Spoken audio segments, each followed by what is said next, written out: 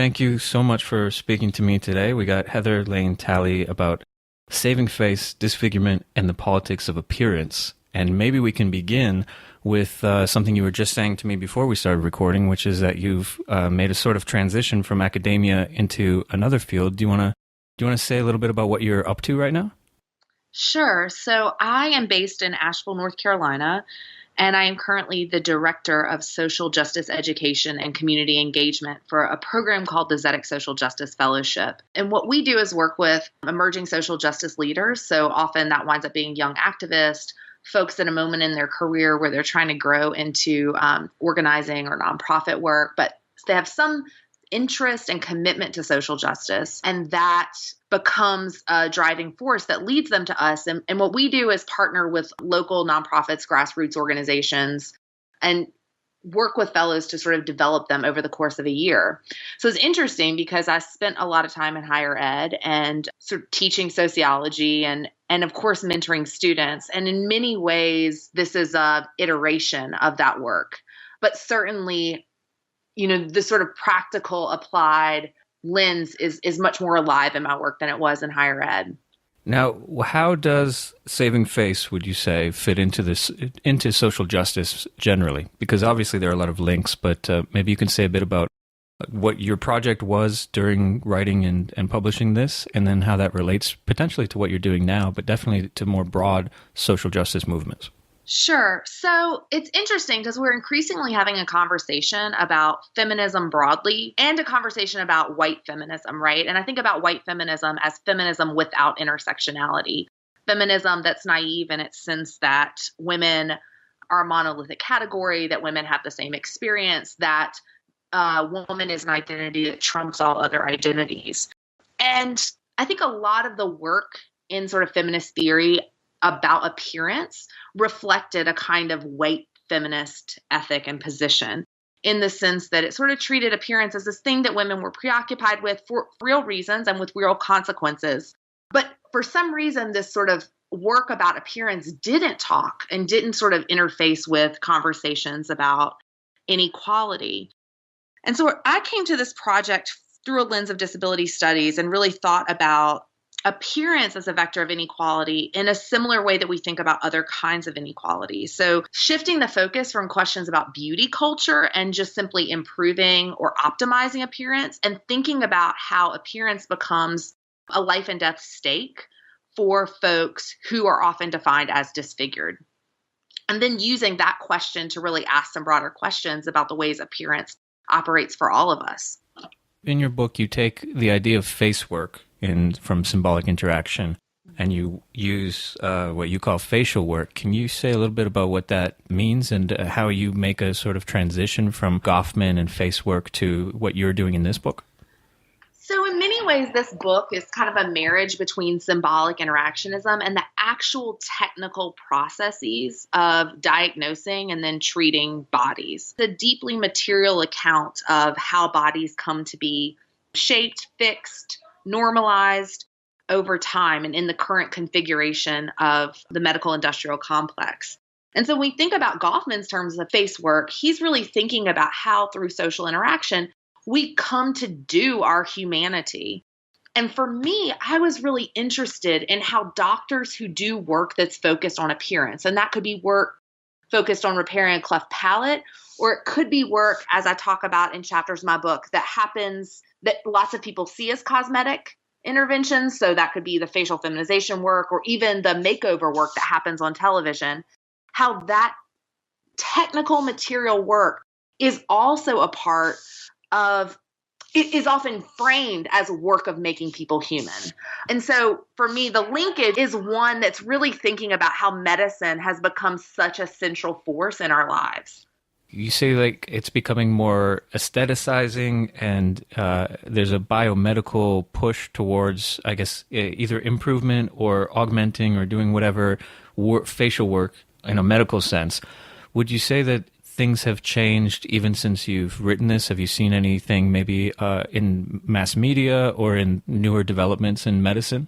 I think some of the patterns that I explore in this book have just sort of deepened and solidified. So one of the things that I can share is that this book started off as a project. The book is essentially a chronicle of 4 case studies. It starts with an examination of the show Extreme Makeover, which was wildly popular in the early 2000s. It was a show that was about sort of taking folks, whisking them away from their lives, and having them spend about 3 months in LA, having their appearance wildly remade.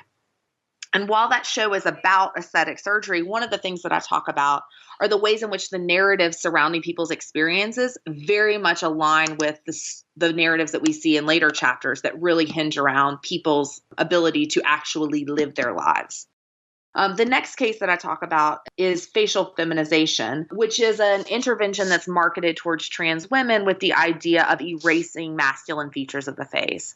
The third case that I explore is the work of medical nonprofit Operation Smile that travels around the globe and repairs cleft lip, cleft palate. But the story of this project really begins with the fourth case study, and that is face transplantation. And so when I was looking for really a dissertation project, I was in sociology of science, sociology of health and medicine. I was curious about new technologies and the kinds of questions that new technologies open up. And I happened to come across a news story about this emerging technology. It had never happened. It had never unfolded, but there was just research happening across the globe exploring like what it would actually take to physically transplant a human face. And the story sort of captivated my attention. And this project started off as originally just an account of an emerging technologies and the bioethical debates around that technology. And over time, what I realized was that my real questions and my real interest weren't really about that piece of technology in the making. They were more squarely focused on the stories that were told about that technology that were then used strategically to justify particular choices. So in the case of face transplantation, the story that's really operative that matters is that you have treatment protocol, namely the transplantation of one human face from a donor to a recipient.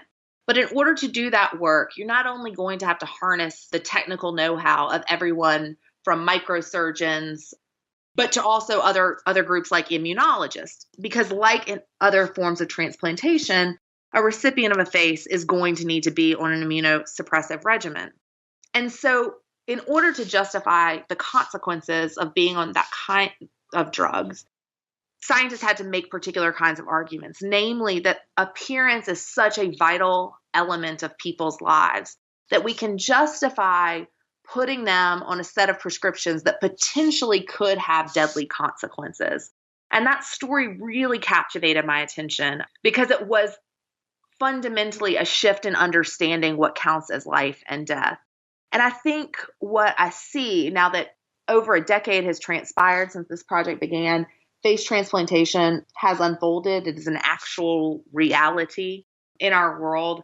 And so I just see the solidification of this story around how significant our appearance is, deepening and deepening and deepening over time, and also connecting to other kinds of inequalities.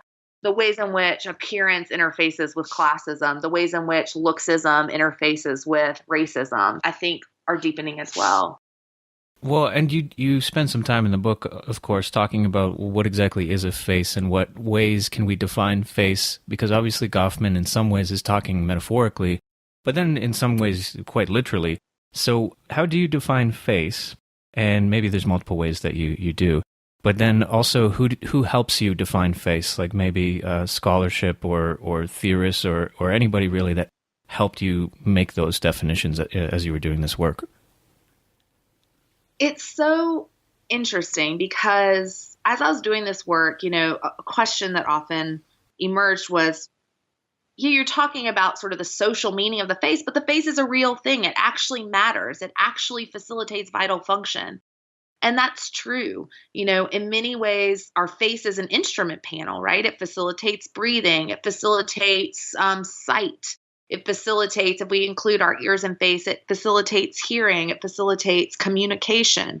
It has this massive amount of functional importance in our lives.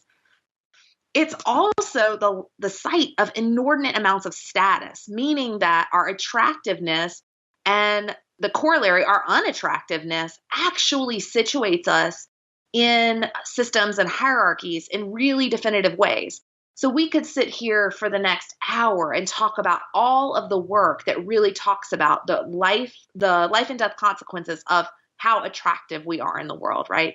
And that looks like everything from the likelihood of us being convicted by a jury to how much money we make in the world, to how we're treated by our teachers, to how much our parents physically touch us. So there's beyond just the physicality and the sort of functionality of the face, there's all of this sort of social hierarchy and the social mattering of the face. Then there's all of this piece in terms of the face, in terms of our personal and social identity, right? Like we actually think about ourselves in terms of our face, which is interesting because we're not the people who are interfacing with our face as much as folks that we interact with in the world. So there's also this way in which our face becomes a representative of who we are in some quintessential way to others, but then also shapes our own sense of who we are in the world. And so unlike other parts of our bodies, the face is deeply particular in the ways in which it's kind of a cluster of a lot of our experience in the world. Mm-hmm. Is there any way that you found useful, I guess, particularly for demarcating what counts or what doesn't count as face during your work? It's interesting because one of the questions that folks pose a lot is like, what counts as disfigurement to you? And you know from reading the book that it's a question that I really dance around because in many ways, what I came to understand as sort of one of the most detrimental parts of the diagnosis process that I observed in a range of medical sites is that process of defining a face as disfigured. And so one of the things that I actually am proud of about this book is that folks disagree about who should have been talked about in the book, right? So that folks are bringing their own lens in terms of who is disfigured and who is not to the text and having to sort out why I include them or why I don't include other cases. And I think that shines a light on something, which is the malleability of this very label of disfigurement and, in fact, the malleability of disability itself. And that's really important to think about because what it reveals is that those lines are always moving, that who counts as disfigured can change over time and, frankly, can evolve in response to new technologies designed to, quote unquote, fix, right, disfigured faces. In the same ways that we know that disability not only materially moves in the sense that we are temporarily able-bodied at one point in our lives and may become disabled, right? Or may live in disability for moments in time and then move out of an experience of disability. How our appearance is experienced and interpreted by other people in our lives is not just a matter of our quintessential facial configuration, but it's also a matter of the tools that are available to intervene on our appearance. And so as culture changes, as availability of techniques change, the weight of our appearance changes, and thus how people understand our face changes. I mean, I think about sort of the predominance of braces at this point in time. I don't know if you see this, but I see, of course, tweens and teens in braces regularly. But increasingly, I see friends who actually had braces as teens and tweens and are now getting them for a second time, or folks who never had the economic access to get braces as a young person, then choosing to use disposable income on braces. And so I think about that quintessential shift wherein sort of teeth that looked a range of ways were just sort of a normal part of human life and sort of what it meant to have a body and what it meant to have a mouth. And how over time, sort of teeth straightening has become a norm. And that's like a very low stakes example. But I think what it shows is sort of how our ways of relating with our body really evolve in relation to professions, in relation to emerging industries, in relation to things like the availability of financing to sort of pay for something like braces over time. And so what that really reveals is the fact that these bodies that we're living in aren't just this like stable, consistent collection of matter, but that they are wildly evolving, not just molecularly, but in terms of their status and value in the world. Yeah, well, and that speaks to intersectionality, like you said, right? Because definitely growing up, there were people with braces where I was, but a lot of people couldn't afford them. And so some of my friends that have been able to afford them later got them later than maybe the average person might have, depending on what community you're looking at. And then there's probably other factors that come in, such as gender and race, that may play a part on the expectations. When you're thinking about face, how does intersectionality and similar discourses, how does that fit into what you're doing?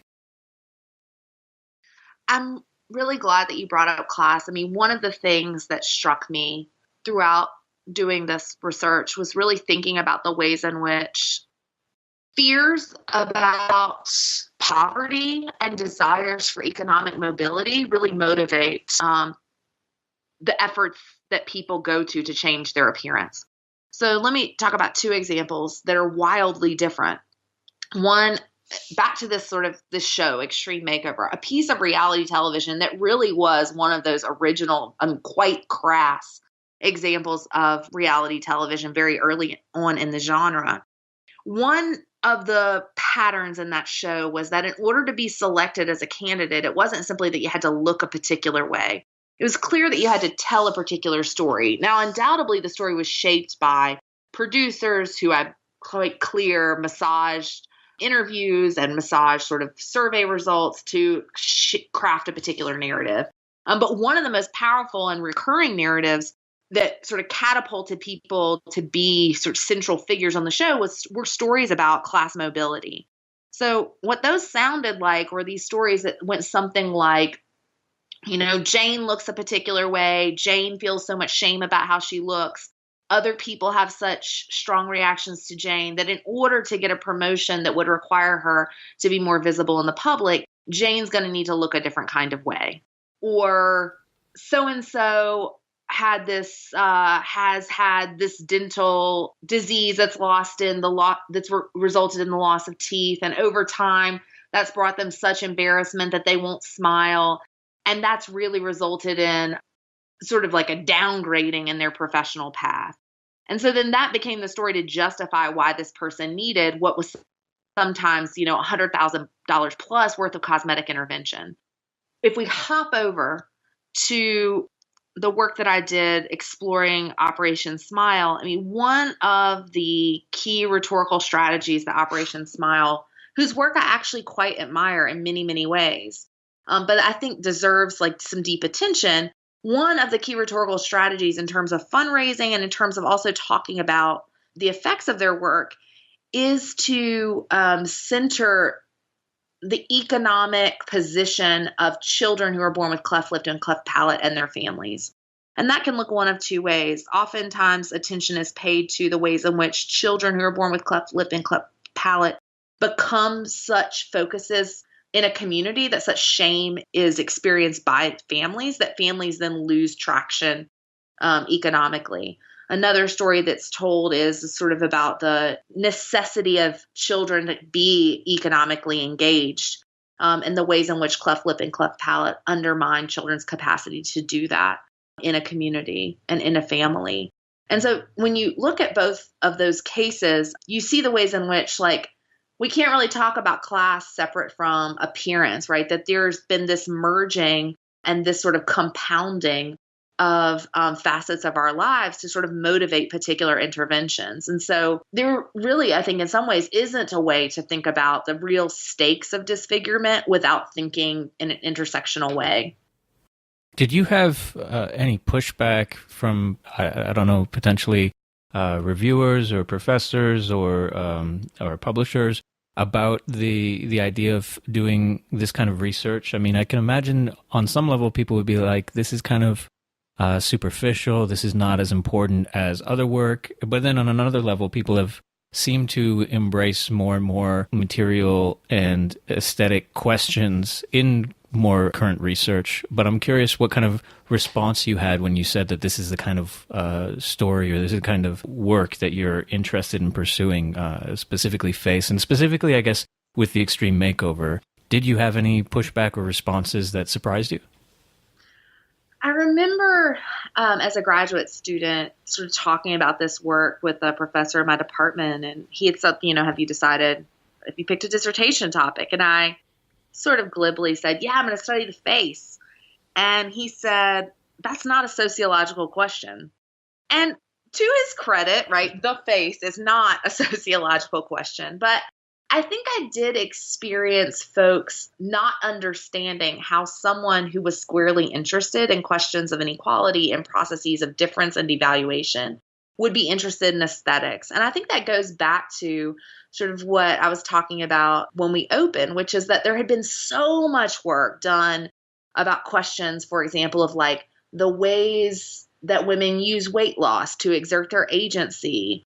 Or there had been so much work done on sort of cosmetic surgery and whether that was evidence of women's complicity in patriarchy or whether that was a wild liberatory choice in which women could kind of self-determine their status in the world and their ways of kind of being an embodied creature. And yet, I think that thread of work had led folks to sort of see questions of aesthetics and appearance as sort of frivolous, as like kind of interesting and sort of curious, but ultimately at the end of the day as like not important. And when I think for me, because my point of entry was this question about face transplantation, I saw very vividly when I use the word life and death, I don't mean that figuratively. There was a new emerging technology wherein the cost of potentially getting a new face could potentially be death.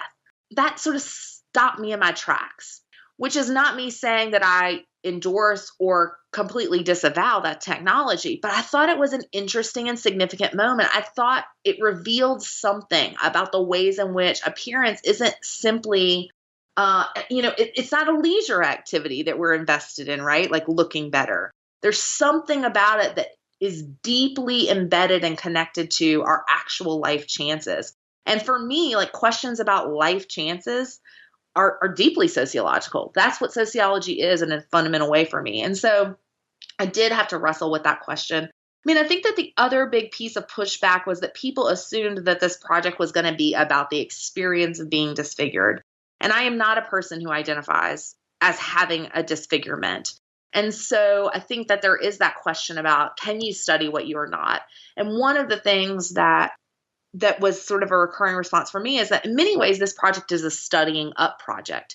This project is not about the experience of being disfigured, which I think is an important question. And those are important stories that definitely need unearthing and centering. I don't think that's my work to do, but I do feel squarely prepared to do the studying up work, right? To look at the power of doctors in terms of shaping experience, to look at a global medical nonprofit and the ways in which they tell stories that motivate certain outcomes, to look at a piece of pop culture that was wildly popular and that undoubtedly shaped ways that people viewed their own bodies. And to unpack the work of facial feminization surgeons who, as a queer person, I'm not a trans woman, but I am a person who identifies as queer and who has been on the other side of professionals who have like particular things to say about queer life. And so I wouldn't, for example, have felt prepared, and I certainly wouldn't defend a project produced by me that really is about like unpacking the experience of facial feminization. But I do feel, I did sort of feel resolute in my sense that sort of unpacking doctor stories about facial feminization was work that was mine to do. Mm-hmm. You said that, in your book, you have a number of different ways of approaching the general question of facial work. And you chose a piece of pop culture and a medical thing and a charity work and these kinds of things.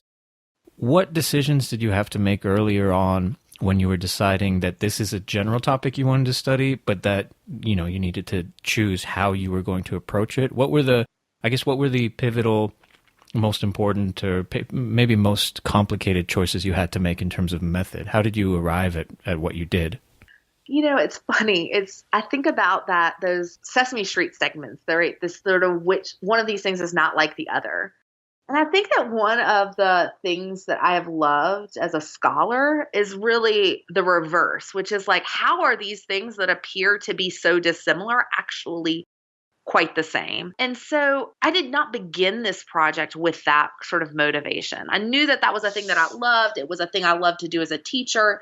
It was a process that I love to sort of walk students through in terms of helping them make connections between their lived experience and sort of broader social forces in their lives. But I had not thought about approaching this project in that way. And yet, a very sort of like organic thing happened, which was that I was squarely focused on this case of facial feminization and the ways in which notions of life and death were used to justify the evolution of that technology. And yet I saw that language of life and death start to show up in other spheres, and other spheres then became the cases. And in many ways, like when you talk about the difficult choices, for me, it was about picking the cases that seemed the most dissimilar from one another to be able to weave the thread through these cases felt like a powerful analytic move. And so instead of picking sort of like two emerging technologies, or instead of focusing on two different sort of medical nonprofits, or taking two moments of like pop culture to really unpack, the interest for me was to take this thing and this thing and this thing and this thing, which don't seem to have anything in common, which don't seem to share anything, and to really sort of weave a thread through these cases. Was it a question of, once you decided to do it in that way, was it a question of then what show or what nonprofit or what have you, or did you have these things sort of in mind? In other words, how did you choose the specific examples that you did? I can use Extreme Makeover to talk about this. I mean, at that point in the early 2000s, there were several reality shows that focused on appearance. One, for example, was called The Swan, which was this reality show that brought together a group of about 30 women who participated in what was like essentially a pageant, but it was an odd kind of pageant because what it did was it took women who sort of identified and had been identified as ugly and then bring them through a scenario to sort of like improve their appearance over the course of, 6 months, and then have them compete about who had made the biggest improvement. I mean, it was, again, one of those shows that I think we've largely forgotten existed, but one of those shows that really asked people to perform vulnerability for what was ultimately like pretty low rewards. I remember I happened to encounter actually an episode of Extreme Makeover in the gym, and I had this odd moment where I sort of looked up. I heard this story of life and death kind of being woven in the narrative of why this person was on the show.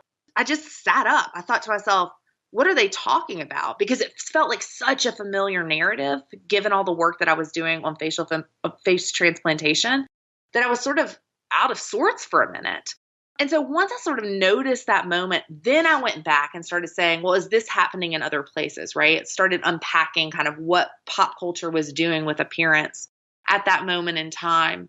And then settled on Extreme Makeover in part because it was one of the more long-standing programs, so I had more data to work with. It was also the more popular case of sort of this reality television taking up makeover culture and appearance at the time. So in lots of ways, some of the methodological choices happened organically. And then sort of those particular questions about like, how long's this show been existing? Like, how impactful has this show been on the broader culture? How can we measure that? Can we measure that through numbers of viewers? Can we measure that through critical engagement? And then sort of use that to refine cases. Yeah, it's interesting how these sort of eureka moments can happen, especially in cultural studies, where you see something and then you start to almost see it everywhere.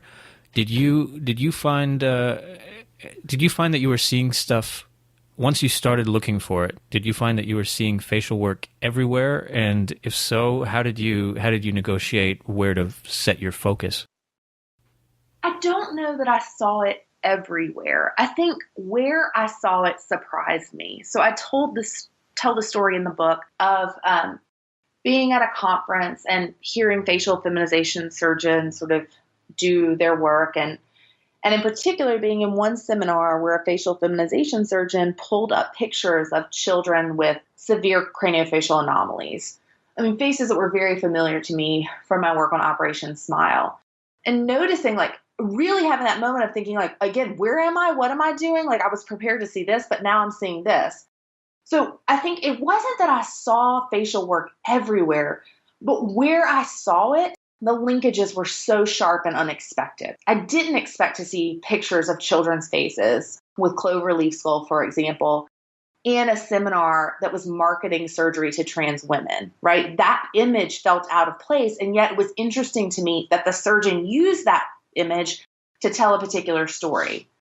What I will say is that unlike seeing facial work everywhere, I think that doing this work helped me see the experience that many of us have related to appearance differently. So I start the book, in a very sort of earnest way and talk about being a 12-year-old in South Louisiana in the 80s and the ways in which, in my girlhood, appearance was made to matter. The games that I played, like at slumber parties where we would rate each other's appearance, the kinds of pressure that I experienced from family to look and be a certain ways. And really, I think the centering of appearance in that childhood. I mean, it feels almost anachronistic to me when I look back, but I've said, many times that the message that I got growing up was very much that what I looked like was the most important thing about who I was.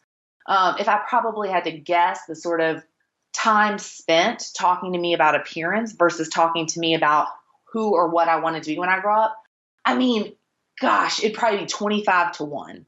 And that aha was significant in the sense that, unlike sort of understanding appearance as this like frivolous little thing that some people are really focused on and preoccupied with, as I did this work, I started to understand that this is like much more than simply like a cultural obsession that some people are subscribing to.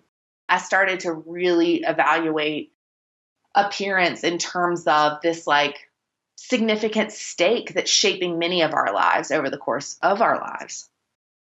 So then what was the motivation when you think about collecting this work and doing this work yourself and then publishing the book?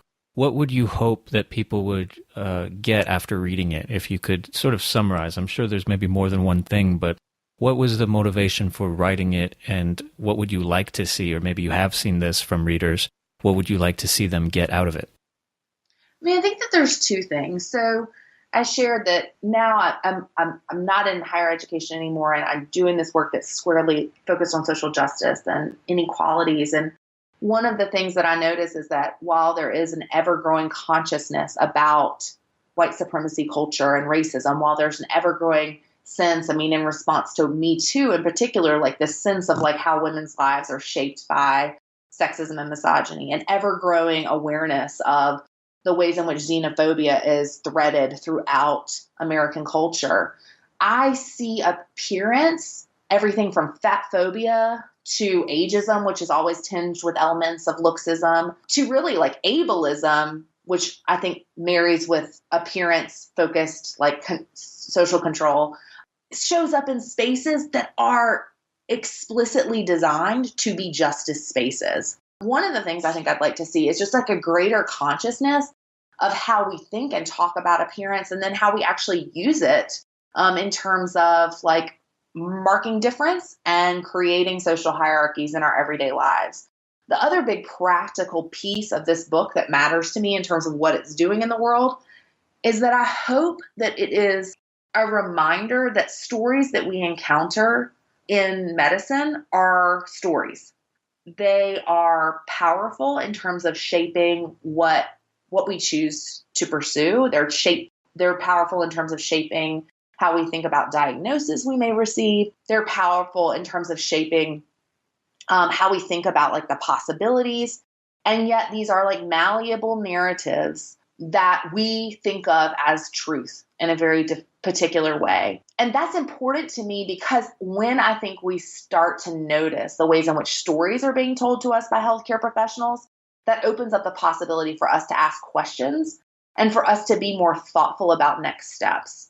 I think that we do still accrue healthcare providers and doctors in particular with a very particular kind of authority. And I think that, again, there are reasons to sort of treat healthcare providers as authorities. But I think there are also reasons to suggest that we can be co-creators of creating our embodied experience, right? Of making choices about pursuing treatment protocols, about intervening or not intervening, for example, and that there's not a definitive path forward is a really important insight. I'm curious if there's a way you think that just individually, if people are either concerned with the way they look or struggling with the way they look or thinking about these issues in a personal way, it seems like it would be a social issue in the sense that it's not something one individual can greatly affect, although they have to work within that society. But is there something that you think individuals can do or think about on an individual level in relation to facial work? I mean, I think that one of the things that I've observed is that the communities that we create are really powerful forces in shaping how we experience our bodies. So one of the places that the book ends is with my experience working in camps designed for children who have severe burn injury. And one of the powerful things about being a part of that work is in seeing children who often come year after year after year really grow into an empowered sense of who they are in the world. And that happens as a result of being with other children who have burn injury, but also being with a group of trusted, creative, thoughtful adults who in tiny and big ways contest like many of the dynamics that they're experiencing in their world. So for example, like who say like, your injury does not preclude you from participating in these kinds of physical activities. Here's what we're going to do to sort of create a structure for you to be able to swim, for you to be able to horseback ride, for you to be able to play on the ropes course, for example. Those spaces have really cracked open in me an optimism.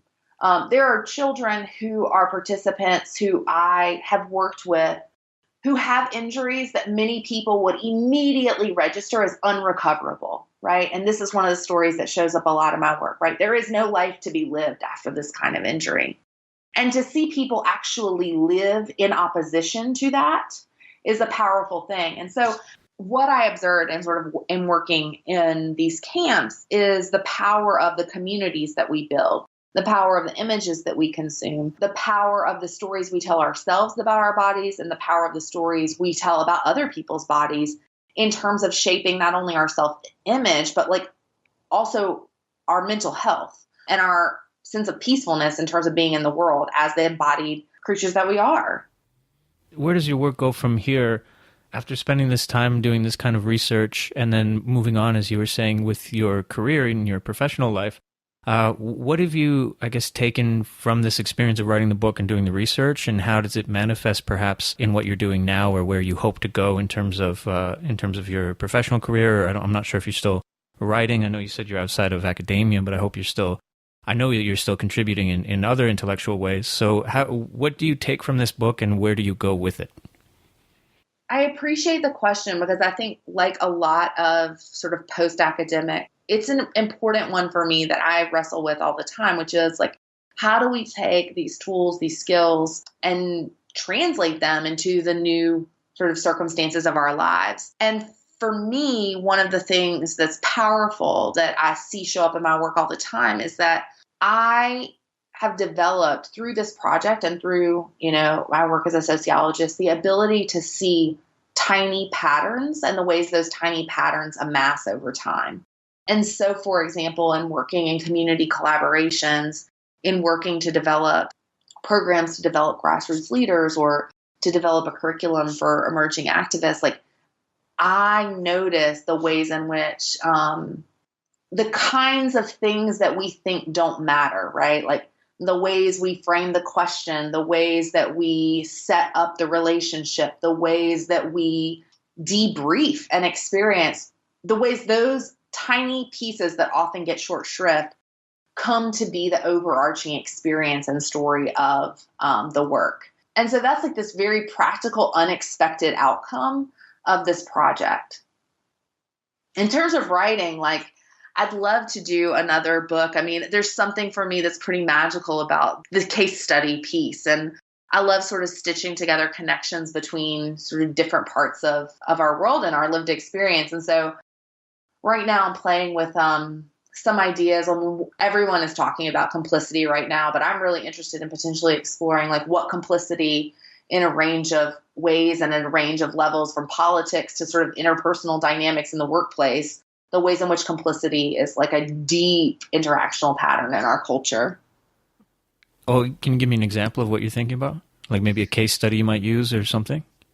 Sure. So for me, I think that the Mueller investigations are sort of a national political story of complicity at like the level of national politics. But as I have watched the Me Too movement unfold, what's been actually a question that's been really alive for me is not the one about who else has been a perpetrator of harassment in the workplace, but the big question for me has been, what are all the stories of people knowing and not acting? Or what are all the ways in which people knew and acted just enough to absolve themselves from guilt for not doing anything? Or what are all the ways in which we disavow truth in the workplace? What are all the ways in which we undermine people, our colleagues' professional success by devaluing like their well-being in the workplace? So I know that behind every Me Too story and every Me Too account is also the story of, sometimes a handful and sometimes hundreds of people who helped to make that story be what it is. So for me, like that you can already see me doing the work of like, here's where it's happening here, and here's this other thing that seems very dissimilar, but it's also happening over here. So I'm playing with that idea, but we'll see what happens. Yeah, no, it sounds really interesting. I'd love to see that. How do you recommend, I guess, people who want to be advocates or to help in this way work to do so? Because I'm thinking, in anti-racist movements, there are a number of things that people can do that seem pretty clear, I guess, and especially in more accepting environments in terms of gender, sexuality, and stuff like that. I see a lot of stuff where people ask for advocates or ask for help or say, you can do these changes to try to eliminate racism in your community, stuff like that. When it comes to facial work, it's less obvious to me, at least, because maybe it's a less popular discourse right now in terms of social justice. But how can you be an advocate or simply just help in this issue? What kind of things could people do if they wanted to? Well, I think you're right. I also see more and more white folks in particular unpacking their racism, frankly, and understanding white supremacy in new ways and in very practical ways, like actually entering into that conversation, trying to sort of do deep self-reflection and then moving towards action in their community. I think there's a corollary here in the sense that I think that we can actually approach ableism in similar ways. Ableism and racism are not the same vectors of inequality or oppression in our society. And yet, I think the sort of deep self-reflection and action model is one that we desperately need around disability in this moment, in this time. And so like places that people can start is like sort of starting to do that work of focusing and reading accounts of people who are living with disabilities, of sort of looking and filtering through like what are news stories telling us about politics around disability, for example. But I also think it's that internal work of noticing things like the ways in which pity is a reaction that emerges in terms of when we encounter particular people or particular experiences, and really checking pity, really unpacking what pity does in the world. Pity is this thing that we think of as either a neutral or, I think in some instances, like a positive trait that it, in some ways reflects our empathy and compassion. But in lots of ways, pity is very dehumanizing, right? And objectifying. I think sort of checking those kinds of moments, checking language that's like deeply ableist is important work for folks. Yeah, no, that's really interesting. I wouldn't have necessarily gone to that to think about pity, but it does make a lot of sense just in terms of thinking about how we are situated in relation to others. I guess if you wanted to see a saving face to, or somebody, you or others, continue the work that you've started here, what directions would you like to see this kind of work go? I'd love to have a class of like young, energetic folks to ask that to. Like, where would you take this work? Gosh, I don't know that I've thought through that. Yeah, I don't know. I think if people listening to this podcast have ideas about other directions, I would love to hear back. Because it's, as you know, like you sort of, you birth a project and then you're like, there it is. I mean, I know that other folks sort of have this continuation of writing over the course of a lifetime. They see their books and projects as connected in very explicit ways. And that's not true for me. So I'm actually curious how others would answer that question. Yeah, well, I think there is a lot of potential to take this and move forward with it in terms of the technology, the medical technologies that are advancing and doing more things that we weren't able to do 10 years ago, let alone 20 or 30. Also, the way cultural studies or popular culture has changed in terms of what's popular in reality television and the ways that that's going. I think there is a lot of fertile ground for people to take this work and move on as these technologies and as these cultural elements change as well. But yeah, I think you've given us, me and whoever is listening, a lot of interesting things to think about in relation to facial work that I'm sure will prod other things to be considered as well. I just really want to thank you for talking to me today about this. It's been a pleasure. Thanks for the invitation.